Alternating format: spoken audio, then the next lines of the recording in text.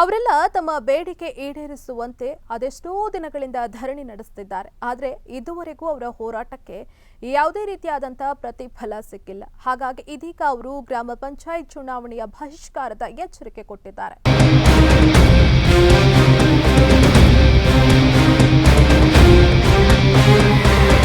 ಬಿಸಿಲ ನಾಡು ಅಂತ ಕರೆಸಿಕೊಳ್ಳುವ ರಾಯಚೂರು ಜಿಲ್ಲೆಯ ಕವಿತಾಳ ಪಟ್ಟಣ ಪಕ್ಕದ ಗ್ರಾಮವಾದ ಪಾಮನಕಲ್ಲೂರಿನಲ್ಲಿ ರೈತಪರ ಸಂಘಟನೆಗಳು ನಾರಾಯಣಪುರ ಬಲದಂಡೆ ಕಾಲುವೆ ಯೋಜನೆಗೆ ಜಾರಿಗೊಳಿಸುವಂತೆ ಆಗ್ರಹಿಸಿ ಅನಿರ್ದಿಷ್ಟಾವಧಿ ಧರಣಿ ನಡೆಸ್ತಾ ಇದ್ದಾರೆ.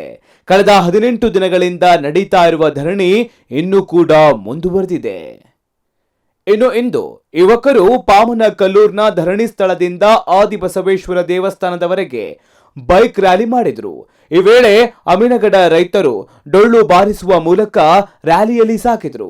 ಇನ್ನು ಈಗಾಗಲೇ ಧರಣಿ ಸ್ಥಳಕ್ಕೆ ನವೆಂಬರ್ 30ರಂದು ಉಪಮುಖ್ಯಮಂತ್ರಿಗಳಾದ ಲಕ್ಷ್ಮಣ್ ಸವದಿ, ತಿಪ್ಪರಾಜ್ ಹವಲ್ದಾರ್, ಮಾಜಿ ಶಾಸಕರಾದ ರಾಜಾ ಅಮರೇಶ್ ನಾಯಕ್, ಕೊಪ್ಪಳ ಸಂಸದ ಕರಡಿ ಸಂಗಣ್ಣ ಸೇರಿದಂತೆ ಅನೇಕ ನಾಯಕರು ಭೇಟಿ ನೀಡಿದ್ದಾರೆ. ಈ ಭೇಟಿ ನೀಡಿದ ಸಂದರ್ಭದಲ್ಲಿ ಲಕ್ಷ್ಮಣ್ ಸವದಿಯವರು ಕಾಲುವೆ ಸಮಸ್ಯೆ ಬಗೆಹರಿಸಲು 15 ದಿನಗಳ ಕಾಲಾವಕಾಶ ನೀಡುವಂತೆ ಮನವಿ ಮಾಡಿದ್ರು. ಆದರೆ ಉಪಮುಖ್ಯಮಂತ್ರಿಗಳ ಭರವಸೆ ಒಪ್ಪದ ರೈತರು ಹೋರಾಟವನ್ನ ಮುಂದುವರಿಸಿದ್ದಾರೆ. ಇಲ್ಲಿವರೆಗೆ ನೀವು ಸುಳ್ಳು ಹುಸಿ ಭರವಸೆ ಹೇಳ್ಕೊಂತ ಬಂದ್ರಿ. ಕಾಲ ಪಕ್ವಾಗೈತೆ, ರೈತರು ಜಾಣರಾಗಿದ್ದಾರೆ, ಎಚ್ಚೆತ್ಕೊಂಡಿದ್ದಾರೆ. ರೈತರು ಇಷ್ಟು ದಿವಸ ಹೇಳಿದಂಥ ಹುಸಿ ಭರವಸೆನ ಇನ್ನು ಮುಂದೆ ಹೇಳ್ಬಾಡ್ರಿ. ಈಗಲಾದರೂ ನೀವು ಜಾಗೃತರಾಗಿ ನಮಗಿರ್ತಕ್ಕಂಥ ಅವಶ್ಯ ಆಗಿರ್ತಕ್ಕಂಥ ನೀರಾವರಿ ಯೋಜನೆ ಯಾವುದೇ ರೂಪದಲ್ಲಿ ಆಗಿರ್ಬೋದು, ನಮಗೆ ಹನಿ ನೀರೇ ಬೇಕಂತ ನಮ್ಮ ಪಟ್ಟು. ಈಗ 17 ಕಿಲೋಮೀಟರ್ ಟನಲ್ ಐತೆ, ತಾಂತ್ರಿಕ ತೊಂದರೆ ಇವೆಲ್ಲ ಹೇಳೋದು ಬೇಡ. ಯಾವುದೇ ಕಾರಣಕ್ಕೂ ನಮಗೆ ಹನಿ ನೀರು ಬಿಟ್ಟು ಹನಿ ನೀರಾವರಿ ಬರಬೇಕು, ಆ ಯೋಜನೆ ಜಾರಿಗೆ ಆದೇಶ ತರಬೇಕು. ಇಲ್ಲ ಅಂದರೆ ನಮ್ಮ ಒಂದು ಯೋಜನೆಗೆ 500 ಕೋಟಿ ಸರ್ಕಾರದಲ್ಲಿ ತೆಗೆದಿಟ್ಟು ಆದೇಶ ಕಾಪಿ ತರಬೇಕು. ತಂದ್ರೆ ಮಾತ್ರ ನಿಮಗೆ ಮಾನ್ಯ, ಇಲ್ಲದು ಇಲ್ಲ ಅಂತಕ್ಕಂಥ ಸಂದೇಶನ ಜನಪ್ರತಿನಿಧಿಗಳಿಗೆ ನಾವು ಹೋರಾಟ ಸಮಿತಿಯಿಂದ ರವಾನೆ ಮಾಡೋದಕ್ಕೆ ಇಷ್ಟಪಡ್ತೀವಿ. ಈ ಧರಣಿಯಲ್ಲಿ ಪಾಲ್ಗೊಂಡಿದ್ದ ವಟಗಲ್ ಗ್ರಾಮದ ರೈತ ಮುಖಂಡರಾದ ಶಿವಕುಮಾರ್ ಪಾಟೀಲ್ ತಮ್ಮ ರಕ್ತದಿಂದ ಪತ್ರ ಬರೆದುಕೊಟ್ಟಿದ್ದಾರೆ, ಮತ್ತೊಂದು ಕಡೆ ಪ್ರತಿಭಟಿಸಿದ್ದಾರೆ.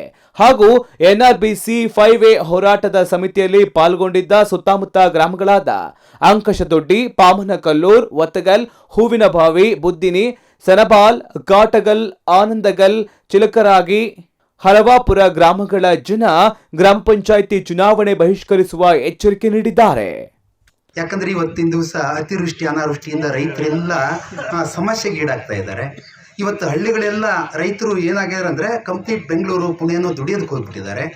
ಇವತ್ತು ಹಳ್ಳಿಗಳು ಹೆಂಗಾಗ್ಯಾವ ಅಂತಂದ್ರೆ ಬರೀ ಮುದುಕರು ಮನೆ ಕಾಯ್ಕೊಂಡಿರುವಂಥ ಪರಿಸ್ಥಿತಿ ನಿರ್ಮಾಣ ಆಗಿ ಇವತ್ತು ಸ್ಮಶಾನಗಳಾಗ್ಯಾವ ಹಳ್ಳಿಗಳು.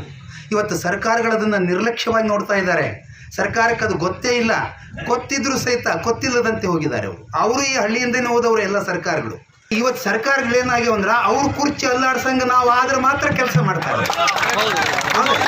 ಅದಕ್ಕೆ ಇವತ್ತು ಹೇಗೆ ತಯಾರಾಗ್ಯಾರ ಅಂದ್ರೆ ಇವತ್ತು ಶಾಸಕರ ಕುರ್ಚಿ ಅಲ್ಲಾಡ್ಸೋದಕ್ಕೆ ತಯಾರಾಗಿವಿ. ಇವತ್ತು ಅವ್ರೇನಾದ್ರೂ ಸರ್ಕಾರ ಮನಸ್ಸು ಮಾಡ್ಬೋದೇನೋ ಅನ್ನುವಂಥದ್ದು ಇವತ್ತು ನನಗೆ ಅನ್ನಿಸ್ತದೆ. ಇನ್ನು ಒಂದು ವೇಳೆ ಈ ಯೋಜನೆ ಜಾರಿಯಾದರೆ ಲಿಂಗಸಗೂರು ತಾಲೂಕಿನ 12,000 ಹೆಕ್ಟೇರ್ ಪ್ರದೇಶ ಮತ್ತು ದೇವದುರ್ಗ ತಾಲೂಕಿನ 72,000 ಹೆಕ್ಟೇರ್ ಪ್ರದೇಶ ಸೇರಿದಂತೆ ಒಟ್ಟು 84,000 ಹೆಕ್ಟೇರ್ ಪ್ರದೇಶದಲ್ಲಿ ನೀರಾವರಿ ಸೌಲಭ್ಯ ದೊರಕುತ್ತೆ. ಹಾಗೆ ಮಸ್ಕಿ ಕ್ಷೇತ್ರದ 7 ಪಂಚಾಯಿತಿಗಳಿಗೆ ಲಾಭವಾಗಲಿದೆ. ಅಲ್ಲದೆ ಸುಮಾರು 48 ಹಳ್ಳಿಗಳಿಗೆ 38,000 ಹೆಕ್ಟೇರ್ ನೀರಾವರಿ ಸೌಲಭ್ಯ ಉಪಯುಕ್ತವಾಗುತ್ತೆ. ಹೀಗಾಗಿ ಏನಾದರೂ ರೈತರ ಹೋರಾಟಕ್ಕೆ ಸರ್ಕಾರ ಮಡಿಯುತ್ತಾ ಅನ್ನೋದನ್ನ ಕಾದು ನೋಡಬೇಕಾಗಿದೆ. Sultan Babu, express TV, Sirwar.